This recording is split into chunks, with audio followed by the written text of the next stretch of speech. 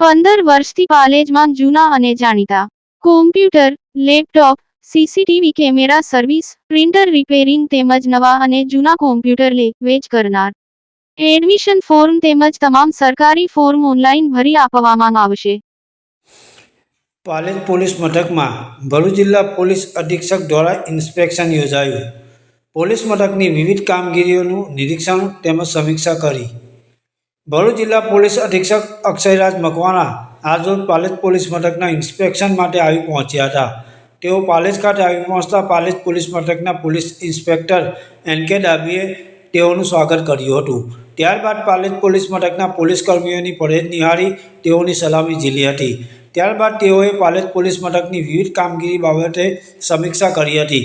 Police મથકની વાર્ષિક તપાસણી કરી હતી. પોલીસ મથકમાં ક્રાઇમ રેટમાં કેટલો વધારો કેટલો ઘટાડો થયો તે બાબતે માહિતી મેળવી હતી. પોલીસ કર્મીઓની રજૂઆત બાબતે પણ માહિતી મેળવી હતી. પાલેજ પોલીસ મથકની હદમાં આવેલા પાલેજ ટાઉન બીટ, ટંકારિયા બીટની મુલાકાત કરવામાં આવે છે. પાલેજ ઓવરબ્રિજનો વધુ એક ગાળો ખુલ્લો મૂકવા બાબતે પાલેજના મીડિયા કર્મીઓ દ્વારા જિલ્લા પોલીસ અધિક્ષકને મૌખિક રજૂઆત કરવામાં આવતા તેઓએ વહેલી તકે ઘટતું કરવા અને આ સમસ્યાનું નિરાકરણ લાવવા ખાતરી આપી હતી. આયોજિત કાર્યક્રમમાં ભરૂચ નાયબ પોલીસ અધિક્ષક સી.કે. પટેલ તેમજ જિલ્લા પોલીસ અધિક્ષક કચેરીનો સ્ટાફ ઉપસ્થિત રહ્યો હતો. પાલેજ ટાઈમ્સ, ભરૂચ. આજરોજ પાલેજ પોલીસ સ્ટેશનની વાર્ષિક તપાસણી અર્થે અહીંયા પાલેજ પોલીસ સ્ટેશન આવવાનું થયું છે. જ્યારે વાર્ષિક તપાસણી કોઈપણ પોલીસ સ્ટેશનની હોય છે ત્યારે અહીંયા જે છે એ તમામ વસ્તુઓના રેકોર્ડ્સ ઉપર જે છે એક નજર નાખવામાં આવે છે.